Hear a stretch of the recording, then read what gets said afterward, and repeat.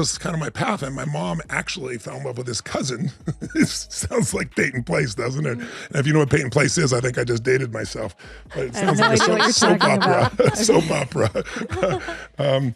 But anyway, the bottom line is they moved away, and not too many far away, and I think I was shaped in the missing of my mother as well, missing of my brother and sister, and so I moved to my second father, and his name was Art, and he was a completely different man. Also very internal. He was good with his hands and smart, but again, no real relationship, no emotional connection. And so if you have a father that you didn't have any connection with, for most of my young life, I didn't have one either. So that lasted for a few years. And then there was a blank period with no one. And I got to meet the man she married before I was born. And his name was Bob, and he was more entrepreneurial. And he owned a gym and was a really nice guy and was a pilot and gave me a sense of aspiration, like what you could become, but not a lot of interaction. But I really liked him. It was the first one I had some interaction with, but it was very brief. And then very quickly she met Jim Robbins, who adopted me and who I love dearly. He was a semi-pro baseball player who now is working, in computer chip kind of sales type of thing. And he and my mom were both very eclectic, crazy people. They go out and turn heads. They'd be crazy, and they fought like crazy intensely. I mean, saying things and yelling things and throwing things and breaking things. And we lived in a tiny little house. And my mom, had her own room, and we were in a 1,200 square foot house with 5 of us. My father had to live in the living room. And so it's really, you get a sense how strong my mother was. And this father was not a weak man. But he introduced me to sports, which I always wanted to do. My mom was always afraid I was so small, believe it or not. I was the littlest guy always, and she was afraid I was going to get hurt, and she just wouldn't let me do it. And because he was an athlete, he said, no, Tony's going to do these things, and he's going to have these experiences. Jim Robbins came into my life, I think, when I was 13 or 14 years old. So I was a little behind the area, but he would hit me ground balls, hundreds of them for hours in the middle of the heat. And I, was no good. I'd get hit in the face and I'd start bleeding. He was, come on, Tone, show me some moxie. And I loved him so much. I think I had some of that in me, but it certainly magnified it. It was magnified by Jim Robbins. And so he was aspirational to me. He was a larger than life figure. He was a very cool person in so many ways. But also, had his difficulties. He had 2 daughters that he went through divorce and never spoke to again. I could never understand that. It just kind of crushed my heart. But he was from south side of Chicago and came home one day when he was a young boy and his mother's head was in the oven and killed herself. So you begin to, I had to become a kind of, a psychologist at a young age, understanding all these dynamics between people I love most and why there was such conflict and why there was such pain. And it made me decide that someday I would be an outstanding father. And to me, what that meant was I'd love from the heart and soul, but that I would also be able to challenge like Jim Robbins did and challenge any limitations so that my children would have the most magnificent life humanly possible. So, and I look at that role not just in what I do with my children, as you know. Yeah. I look at that in what I have the privilege to do for a living. We think you're a pretty amazing dad, don't we? You certainly are, Tom. All right. It's really Thank you. beautiful.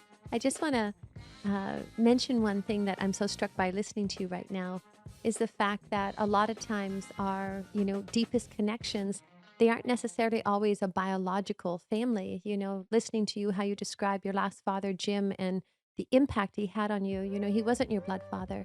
And so for those of you that are listening and, maybe you're adopted or from a foster family or, your father wasn't absent, I think what I just take away just listening to you is, individuals in an unexpected time and place and role can affect us in a really meaningful way. So thank you for sharing that. Well, and your daddy is, as you well know, Sage is I'm sure you'll speak about him when I step out of here. This podcast is you guys talking about fathers, not me, but thanks for inviting me in. Give one man's perspective. And that's all it is, by the way. I don't pretend to have the right answers. If you're a father, you got to find in your heart and soul what it means to you to be a father. But again, not just a dad. If you're just a dad, you're doing the easy stuff. You're doing the fun stuff. And that's wonderful. But I think you've got a responsibility of more than that. Most people want their children's love so much, they let their children basically run the roost and let their children not grow to the level they can. And I have a sense of responsibility in me that says, I've got to take it beyond that, even if it costs me.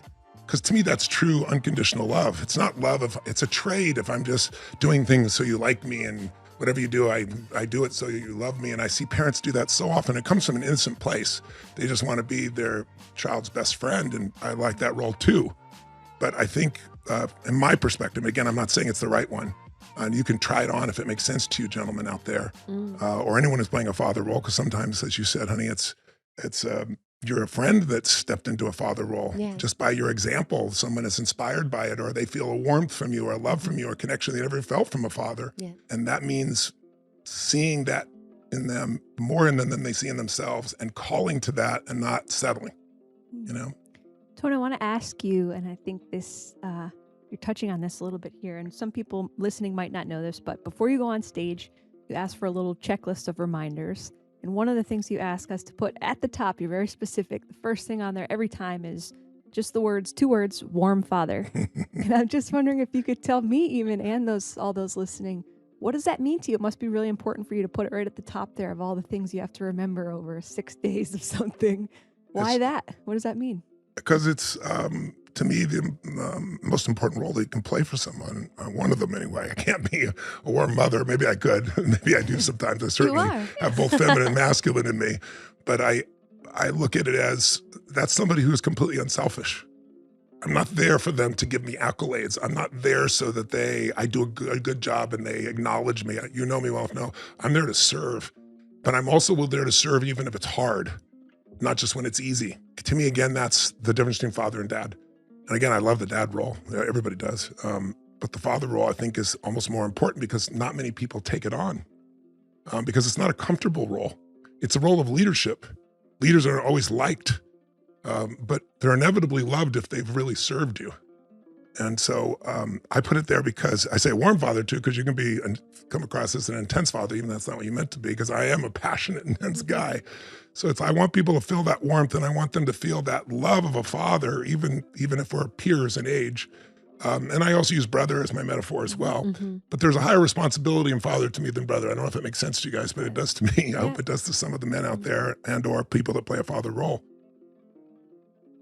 So, Tone, as you mentioned, a lot of people do see you as a father figure.